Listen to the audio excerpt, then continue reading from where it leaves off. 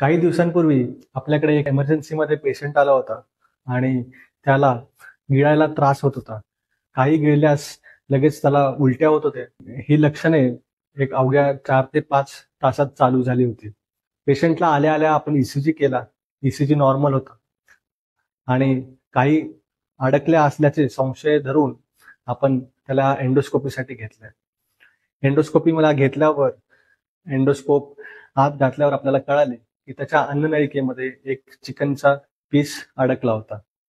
ते अडकायचे 2 कारणे होते. एक, घाईघाईमध्ये न चावता खाल्ले गेल्यामुळे त्याचे बारीक चुरा झाला नव्हता आणि दुसरं कारण म्हणजे या पेशंटला दीर्घकालीन एक 4-5 वर्षांपासून भरपूर पित्ताचा त्रास होत होता आणि वारंवार पित्त होऊन त्याच्या अन्ननलिकेच्या खालच्या भागाला एक शाटस्कीज रिंग अर्थातच अन्ननलिका बारीक नॅरो झाली होती.